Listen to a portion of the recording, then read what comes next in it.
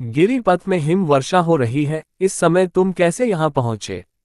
किस प्रबल आकर्षण से तुम खींच आए? खिड़की खोलकर एक व्यक्ति ने पूछा। अमल धवल चंद्रिका तुषार से घनीभूत हो रही थी। जहां तक दृष्टि जाती है, गगनचुंबी शैल शिखर जिन पर बर्फ का मोटा लिहाफ पड़ा था, ठिठुरकर सो रहे थे। ऐसे ही समय पथिक उस कुटीर के द्वार पर खड़ा था। वह बोला, पहले भीतर आने दो, प्राण बचे। बर्फ जम गई थी, द्वार परिश्रम से खुला। पथिक ने भीतर जाकर उसे बंद कर लिया। आग के पास पहुंचा और उष्णता का अनुभव करने लगा। ऊपर से और 2 कंबल डाल दिए गए। कुछ काल बीतने पर पथिक होश में आया। देखा, शैल भर में एक छोटा सा गृह धुंधली प्रभा से आलोकित है। एक वृद्ध है और उसकी कन्या। बालिका युवती हो चली है। वृद्ध बोला, कुछ भोजन करोगे? पथिक, हाँ, भूख तो लगी है। वृद्ध ने बालिका की ओर देखकर कहा, किन्नरी, कुछ ले आओ। किन्नरी उठी और कुछ खाने को ले आई। पथिक दच्चित होकर उसे खाने लगा। किन्नरी चुपचाप आग के पास बैठी देख रही थी।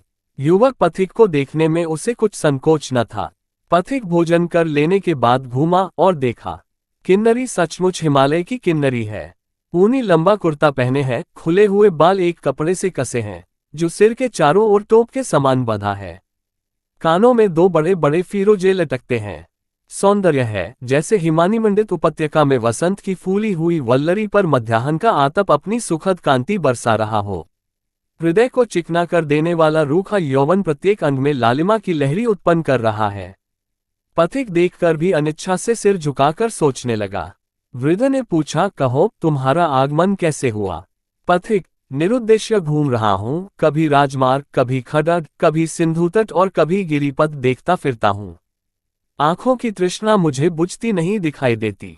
ये सब क्यों देखना चाहता हूँ, कह नहीं सकता। तब भी भ्रमण कर रहे हो?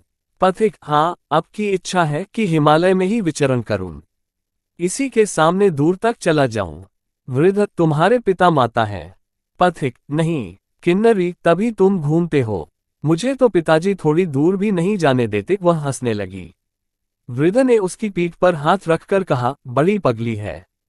किन्नरी खिलखिला उठी। पथिक, अपरिचित देशों में एक रात रमना और फिर चल देना। मन के समान चंचल हो रहा हूं, जैसे पैरों के नीचे चिनगारी हो। किन्नरी, हम लोग तो कहीं जाते नहीं, सबसे अपरिचित हैं, कोई नहीं जानता। न कोई यहाँ आता है। हिमालय की निर्जर शिखर श्रेणी और बर्फ की झड़ी, कस्तूरी मृग और बर्फ के चूहे, यही मेरे स्वजन हैं। वृद्ध, क्यों री किन्नरी? मैं कौन हूँ? किन्नरी, तुम्हारा तो कोई नया परिचय नहीं है, वही मेरे पुराने बाबा बने हो। वृद्ध सोचने लगा। पथिक हंसने लगा। किन्नरी अप्रतिभ हो गई। वृद्ध गंभीर होकर कंबल ओढ़ने लगा। पथिक को उस कुटी में रहते कई दिन हो गए। न जाने किस बंधन ने उससे यात्रा से वंचित कर दिया है। पर्यटक युवक आलसी बनकर चुपचाप खुली धूप में बहुधा देवदारू की लंबी छाया में बैठा हिमालय खंड की निर्जन कमनीयता की ओर एकटक देखा करता है। जब कभी अचानक आकर किन्नरी उसका कंधा पकड़कर हिला देती है, तो उसके तुषारतुल्य हृदय में बिजली सी दौड़ जाती है। किन्नरी हंसने लगती है, जैसे बर्फ गल जाने पर लता के फूल निखर आते हैं। एक दिन पथिक ने कहा, कल मैं जाऊंगा। किन्नरी ने पूछा, किधर? पथिक ने हिमगिरी की चोटी दिखलाते हुए कहा, उधर, जहां कोई न गया हो। किन्नरी ने पूछा, वहां जाकर क्या करोगे? देखकर लौट आऊंगा। अभी से क्यों नहीं जाना रोकते, जब लौट ही आना है। देखकर आऊंगा, तुम लोगों से मिलते हुए देश को लौट जाऊंगा। वहां जाकर यहाँ का सब समाचार सुनाऊंगा। वहां क्या तुम्हारा कोई परिचित है? यहाँ पर कौन था? चले जाने में तुमको कुछ कष्ट नहीं होगा? कुछ नहीं, हाँ, एक बार जिनका स्मरण होगा, उनके लिए जी कचोटेगा। परंतु ऐसे कितने ही हैं? कितने होंगे? बहुत से, जिनके यहाँ 2 घड़ी से लेकर 2-4 दिन तक आश्रय ले चुका हूँ। उन दयालुओं की कृतज्ञता से विमुख नहीं होता। मेरी इच्छा होती है कि उस शिखर तक मैं भी तुम्हारे साथ चलकर देखूं। बाबा से पूछ लूं। ना ना, ऐसा मत करना। पथिक ने देखा, बर्फ की चट्टान पर श्यामल दूर्वा उगने लगी है। मतवाले हाथी के पैर में फूली हुई लता लिपटकर सांकल बनना चाहती है। वह उठकर फूल बिनने लगा। एक माला बनाए, फिर किन्नरी के सिर का बंधन खोलकर वहीं माला अटका दी। किन्नरी के मुख पर कोई भाव न था।